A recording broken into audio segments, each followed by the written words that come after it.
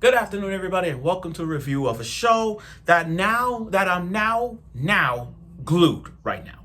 2.5 Dimensional Seduction. Now, let me tell you this. Normally, I cover shows that has maybe 10, 11, 12 at best. That's the average in a season. In a season, anime is always 10, 11, or 12. And then I would just wait for the next season. And if the first episode got my impression, then I go to episode 2 and 3 and just go straight off the back. This show is going to have 24 episodes. 24. Not 12, not 13.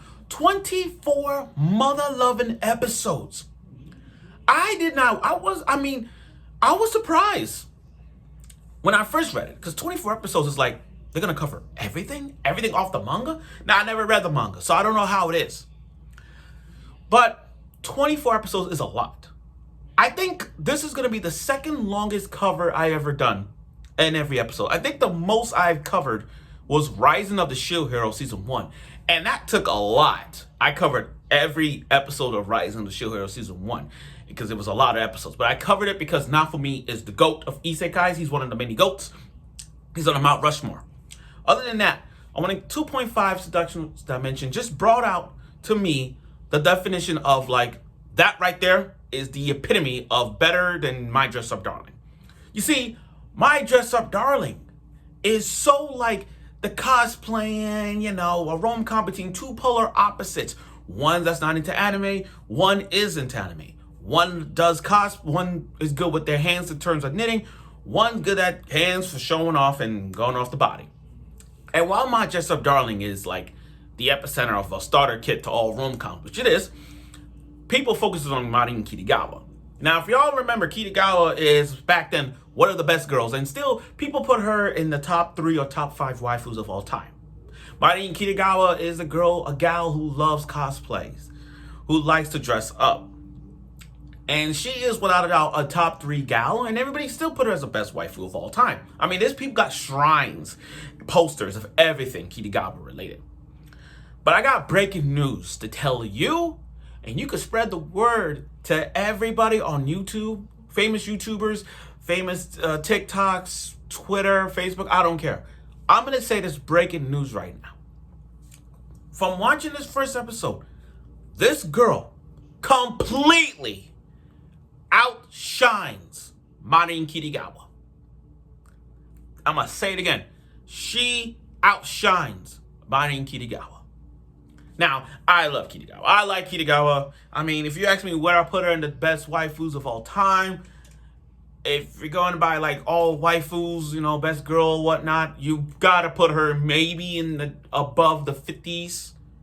But you gotta put her above the 50. But this character takes the cake. And watching 2.5 Dimensional Seduction just brings out My Dress Up Darling to the standpoint. It's like that right there is there. And I know it's a long introduction here, but let's get right to it with the review. First episode of 2.5 Dimensional Seduction.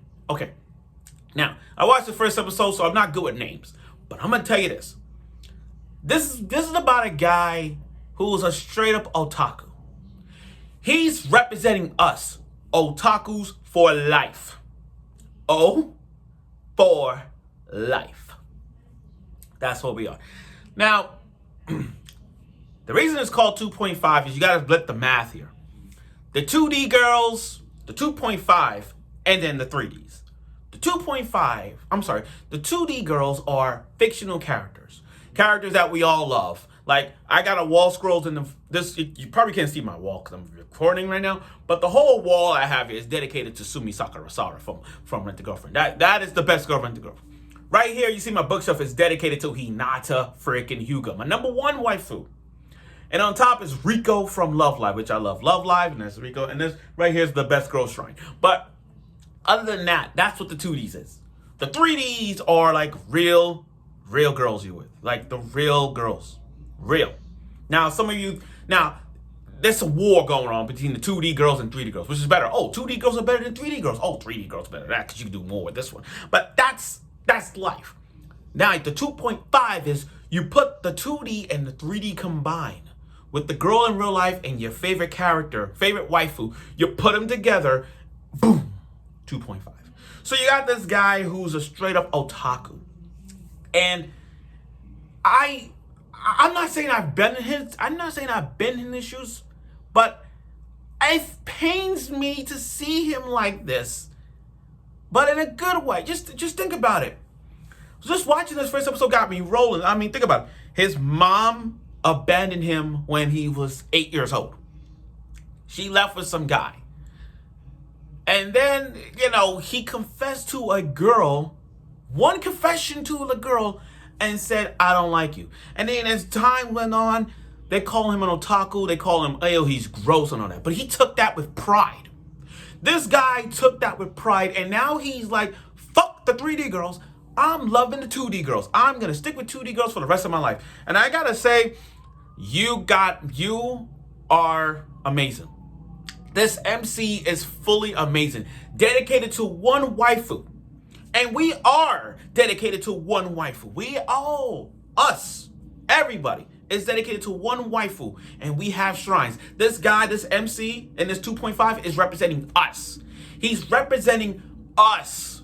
Because I've never been in his shoes. But what I'm saying is he's been representing us. Now, he has his home manga club. Okay. And then all of a sudden, this girl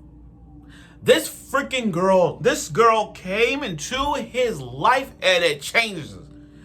Because he never met anybody, no female, who's into the animes and all that stuff. Because it's kind of, I'm not saying it's rare, but I'll say roughly 85 to 90% guys are into anime, mainly because it's just the animation and the girl and the quality, that kind of thing. You're rarely going to find them unless you're into the cosplay thing, but that's here and there. Anyway, this girl came to the manga club and she loves the same character that he loves.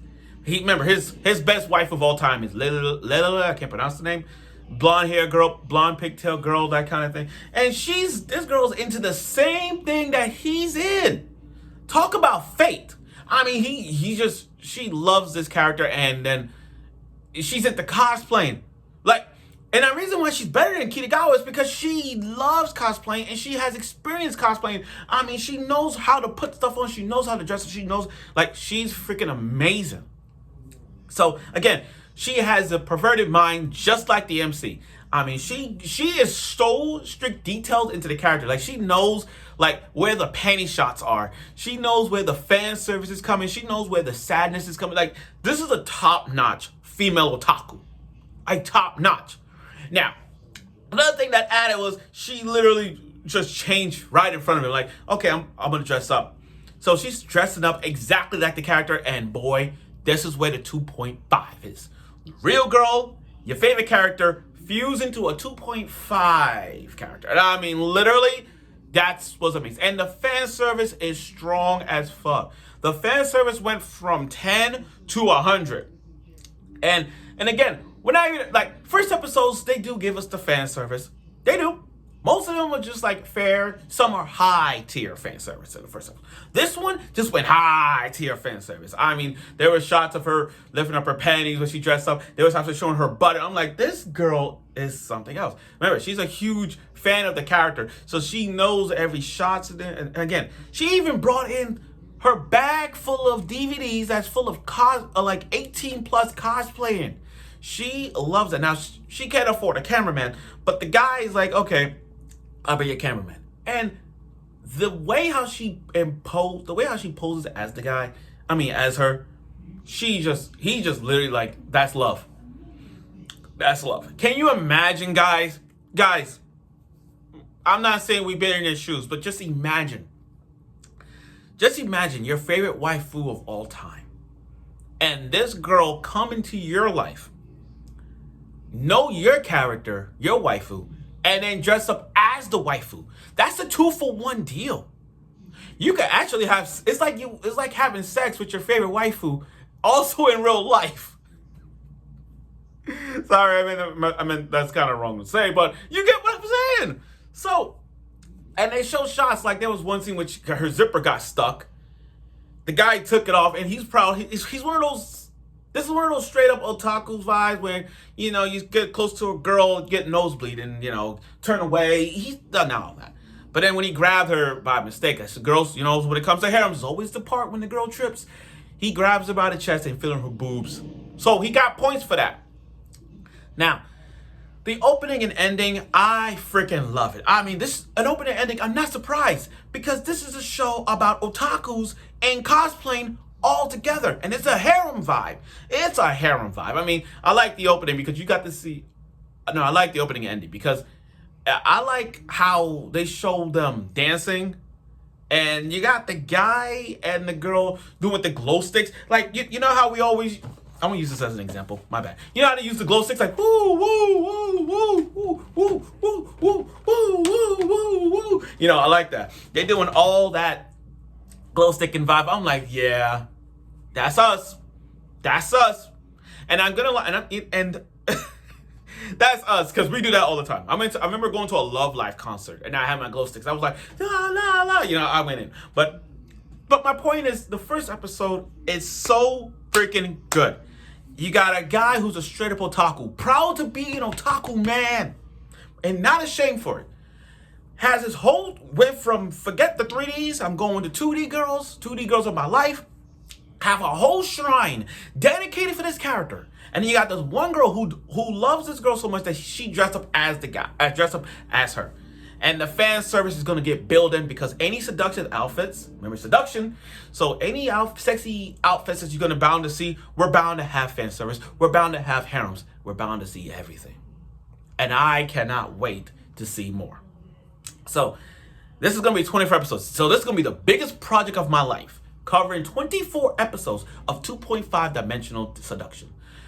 I'm gonna look for this. I'm looking forward to this show. Now I know it airs on Friday, so you may not get it on Friday, probably tomorrow, so depending on work and such. But remember, this is one show I'm looking forward to. And while I'm gonna end this on a big note, is this show recommended for people? You're damn right. If you love Kita, if you love My Dress Up Darling.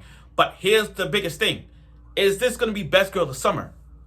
Honestly, I don't know.